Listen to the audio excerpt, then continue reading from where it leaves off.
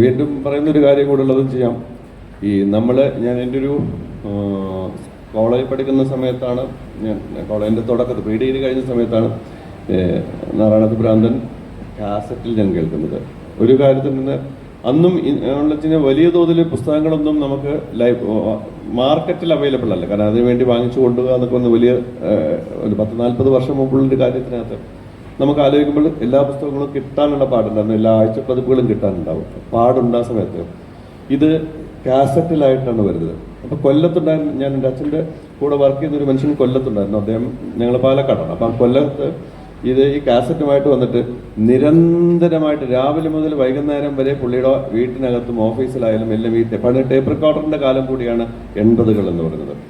ആ ടേപ്പ് റെക്കോർഡറിൽ ഇത് ഇട്ടിട്ടാം നാരായണത്ത് ഭ്രാന്തൻ നമ്മൾ കാണാതെ ഇങ്ങനെ കേട്ടിട്ട് ഞാനിപ്പോൾ സാറ് ചൊല്ലിക്കൊണ്ടിരുന്നപ്പോഴും ഞാൻ നോക്കിക്കൊണ്ടിരുന്നതും ഇവിടെ ഒരുപാട് ചുണ്ടുകൾ അത് ആവർത്തിക്കുന്നത് കണ്ടതിലുള്ളൊരു സന്തോഷമായിരുന്നു ഉണ്ടാവും. കാരണം നമ്മുടെ ഉള്ളിൽ എവിടെയൊക്കെയോ ഇത് ചൊല്ലുമ്പോൾ ഇത് കൃത്യമായിട്ട് ആ വരികൾ അതിൻ്റെ തുടർച്ച പോലെ ഉണ്ടാവുന്നില്ല.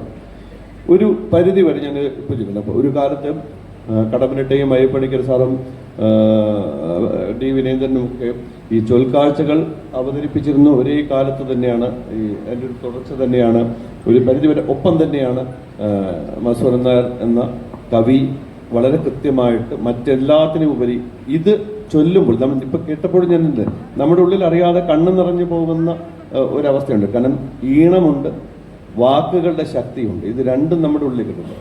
ഈ ഒരു കാലത്തെക്കുറിച്ച് ഒന്ന് പറഞ്ഞാൽ കൊള്ളാമെന്നില്ല. കാരണം വേറൊന്നും കൊണ്ടല്ല, ഒരു 40 വർഷത്തിന് പുറകിലേക്ക് നമ്മളുടെ ഒരു കാസറ്റ് കാലം എന്നുകൂടി പറയുന്നൊരു കാലം കൂടി കിട്ടുന്നില്ല. അതുകൂടെ ഒന്ന് കേൾക്കുന്നത് സന്തോഷമുള്ള കാര്യമാണ്. കാസറ്റ് കാലം എന്ന് പറയുന്നതിന് മുമ്പ് ചൊൽക്കാഴ്ചയുടെ കാലമായിരുന്നു. നമ്മുടെ പ്രിയപ്പെട്ട കാവാലം അയ്യപ്പ പണിക്കർ, നെടുമുടി വേണു, ഇവര് നാട്ടടകളിലെ ആളുകളെ ഹരം പിടിപ്പിച്ചു. അത് കേട്ടൊക്കെ തന്നെയാണ് നമ്മൾ വന്നത്. അതിനും എത്രയോ മുമ്പ് എൻ്റെ ബാല്യം തൊട്ട് ഞാൻ തോന്നിയ പാട്ട് പാടി നടന്നവനാണ്. ഒരു കൂട്ടുമില്ലാതെ ഇവരുടെ ഒന്നും കൂടാതെ അവിടെ തോന്നുന്നത് എഴുതുകയും പാടുകയും ചെയ്ത് അങ്ങനെ നടന്ന ഒരു തോന്നിയവാസിയായിരുന്നു ഞാൻ. ആരിടത്തും ഒരു കവിത ചൊല്ലണം, ഒരു അവസരം തരണം എന്ന് ചോദിച്ചിട്ടില്ല. കവിത എഴുതി പ്രസിദ്ധീകരിക്കാൻ ആരുടെ കയ്യിൽ കൊടുത്തിട്ടുമില്ല. അതൊക്കെ മടിയാണ്. പക്ഷെ തോന്നിയാൽ പാടും, രാത്രി ആയാലും പകലായാലും. ഇത് മാത്രമാണ്. പക്ഷേ കാവാലത്തിൻ്റെയും നെടുമുടിയുടെയും അവരെ പ്രോത്സാഹിപ്പിച്ച ഈ അയ്യപ്പ പണിക്കർ സാറിൻ്റെയും ചൊൽക്കാഴ്ചകൾ എന്നെ ആകർഷിച്ചു. അതിലൂടെ എനിക്ക് കേരളത്തിലെ പൂർവകാലങ്ങളുടെ കണ്ഠങ്ങൾ എന്താണ് എന്നൊരു ഊഹം കിട്ടി. അവരിലൂടെ അവർക്കും പിതാമഹന്മാരായിട്ടുള്ള ഒരുപാട് പേരുടെ നാദം ഇങ്ങോട്ട് വന്നു. നമ്മുടെ നാട്ടടകളിൽ ഒരുപാട് ചൈതന്യമുണ്ട് നാദത്തിന്. അതിൽ ഭാഷയുണ്ട്, അതിൽ ജീവിതമുണ്ട്, വികാരമുണ്ട്. ഇതെല്ലാം ചേർന്നാണ് വരുന്നത്. അത് കഴിഞ്ഞപ്പോൾ ഇതാണ്ടേ വരുന്നു കടമനിട്ട പാറയുടെ കരുത്തോടു കൂടിയാണ്, മലയുടെ കരുത്തോടു കൂടിയാണ് വരുന്നത്. അതും ഞാൻ വിസ്മയിച്ച ഒരനുഭവമാണ്. ഈ അനുഭവത്തിൻ്റെ പുറകെയാണ് ഞാൻ എൻ്റെ കവിതയായിട്ട് വന്നത്. അറിയാതെ ഈ കവിത പാടിപ്പോയത് കൊണ്ട് ചിലർ എന്നെ പിടിച്ച് വേദികളിൽ കൊണ്ട് നിർത്തിയാണ് എന്നെ കൊണ്ട് ഈ കവിതകൾ കൂടുതൽ അവതരിപ്പിച്ചത്. ശരിക്കും പറഞ്ഞാൽ അതാണ് സംഭവിച്ചത്. പക്ഷേ നമ്മുടെ കാസറ്റിനും പൂർവമായ ഒരു കാലത്ത് മനുഷ്യൻ്റെ വചനത്തിന് പ്രത്യക്ഷമായ ഒരു അനുഭവശേഷി ഉണ്ടായിരുന്നു. അപ്പോൾ ആളുകൾക്ക് തുറന്നു പാടാനും തുറന്നു പറയാനും സന്ദർഭങ്ങൾ ഒത്തിരി ഉണ്ടായിരുന്നു. അതുകൊണ്ട് അവരുടെ വാക്കുകൾക്ക് പരസ്പര വിനിമയശേഷി ഉണ്ടായിരുന്നു. നാടിൻ്റെ സിരകളിൽ നിന്ന് വരുന്ന നാദമായിട്ടത് വന്നിരുന്നു. ഇപ്പോൾ വന്ന് ഇത് യന്ത്രശ്രവണം മാത്രമായി. യന്ത്രമൈനകളാണ് പാടുന്നത്. യന്ത്രമൈനകൾ പദം മറക്കുമ്പോൾ എന്നൊരു കവിതയിൽ ഞാൻ എഴുതിയിട്ടുമുണ്ട്. യന്ത്രമൈനകളാണ് ഇപ്പം പാടുന്നത്. പക്ഷേ മനുഷ്യ മന്ത്രമൈനകൾ വീണ്ടും വരണം. നമ്മുടെ ആളുകൾ വീണ്ടും ഹൃദയം തുറന്ന് ഉച്ചരിക്കുന്ന കാലം, സാമൂഹിക ബന്ധം കൂടുതലുള്ള കാലം, അതാണ് പ്രതീക്ഷിക്കുന്നത്. അങ്ങനെ വരുമ്പോഴാണ് ഭാഷയ്ക്കും കവിതയ്ക്കും ജീവിതത്തിനും കരുത്ത് വരുന്നത്, സ്വാധീനത വരുന്നത്. അതുകൊണ്ട് ആ പഴയ കാലത്തെ കാസറ്റുകൾ ഉണ്ടാക്കി, ശരിയാണ്, കാസറ്റുകൾ വന്നത് നഷ്ടപ്പെട്ടു പോയ ചില ശക്തികളെ വീണ്ടെടുക്കാനൊരു സന്ദർഭം ഉണ്ടാക്കി എന്നുള്ളത് ശരിയാണ്, തീർച്ചയായിട്ടും. കാരണമുണ്ട്. കവിതയെന്ന് പറഞ്ഞാൽ ഒരു വ്യത്യസ്താഭിപ്രായമുള്ളവർ കാണും. എല്ലാവർക്കും അവരവരുടെ അഭിപ്രായം ആകാം, സംശയമില്ല. ഞാൻ എൻ്റെ അഭിപ്രായം അങ്ങ് പറയുകയാണ്. കവിതയെന്ന് പറഞ്ഞാൽ മൗനമായി വായിച്ചു കൊള്ളണം, ലേഖനം എഴുതാം, അല്ലാതെ വേറൊന്നും മിണ്ടരുത് എന്ന് ചിലർ ശഠിച്ച് വിധിച്ചു വച്ചിരുന്ന ഒരു കാലം ഉണ്ടായിരുന്നു. അപ്പോഴാണ് ഈ കുറേ പേര് കവിതയുമായിട്ട് ഇങ്ങനെ ഇറങ്ങുന്നത് പുറത്ത്. പണിക്കർ സാറൊക്കെ അതിൻ്റെ ആളുകളായിരുന്നു. അതിൻ്റെ പുറകെ ഒരു വൈതാളികനായിട്ടാണ് ഞാനും ഒക്കെ വന്നത്. എനിക്കത് പറയാനൊരു മടിയുമില്ല. പക്ഷെ എനിക്ക് എൻ്റേതായ വഴിയുണ്ടായി. അത് പണിക്കർ സാറിനെ പോലുള്ളവരൊക്കെ അംഗീകരിക്കുകയും ചെയ്തു. അപ്പോൾ ചിലർ പറഞ്ഞു കവിത ഇങ്ങനെ പാടാൻ പാടില്ല,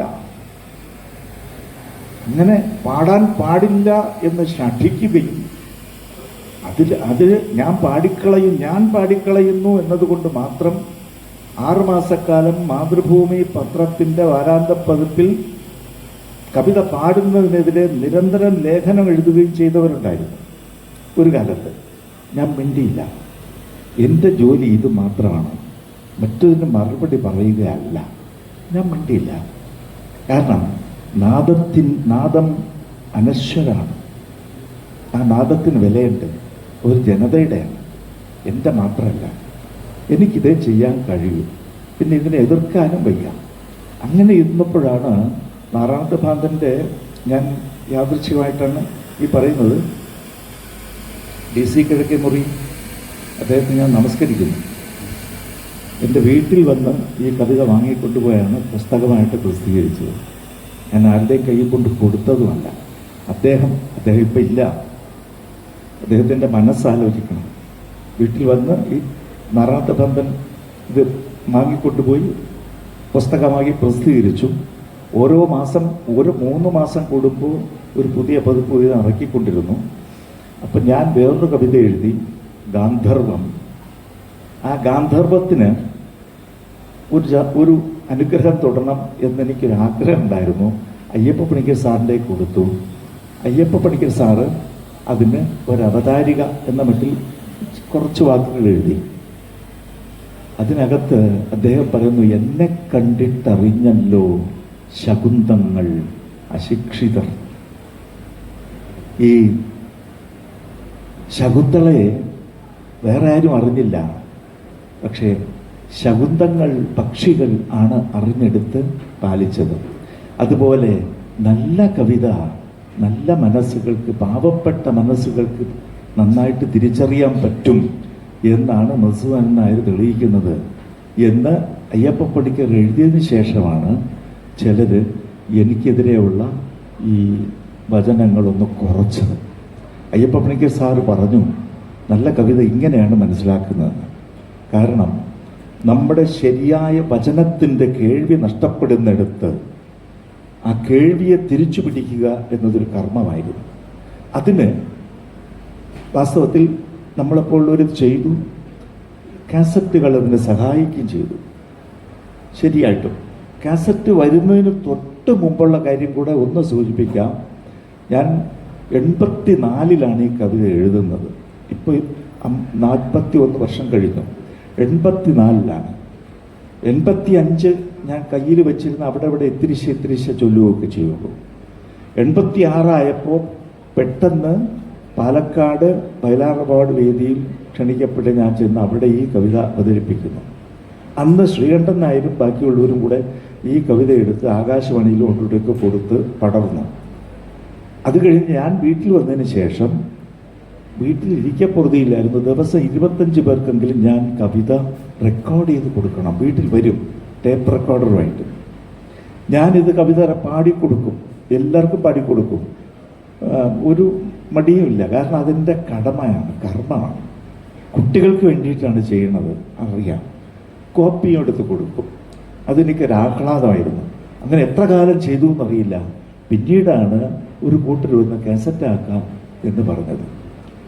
അങ്ങനെ ചെയ്തപ്പോൾ ഇത് ജനങ്ങളിലേക്ക് പടർന്നു. അതുകൊണ്ടൊരു ഗുണമുണ്ടായി. നമ്മുടെ കുഞ്ഞുങ്ങൾ ഇത് കേട്ടു. നല്ല കേൾവി, നല്ല കേൾവി അത് ആവശ്യമാണ്. നല്ല കാഴ്ച, നല്ല കേൾവി, നറുമണം കടമ്പനിട്ട പറഞ്ഞിട്ടുള്ളതാണ്. നല്ല വാക്കോതുവാൻ ത്രാണി ഉണ്ടാവണമെങ്കിൽ നല്ല കാഴ്ചയും നല്ല കേൾവിയും ഉണ്ടാവണം.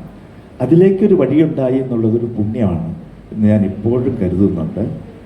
അതുകൊണ്ട് ജീവിതം മുഴുവൻ ഇങ്ങനെ തുടർന്ന് പോകാനും ഇഷ്ടമാണ്.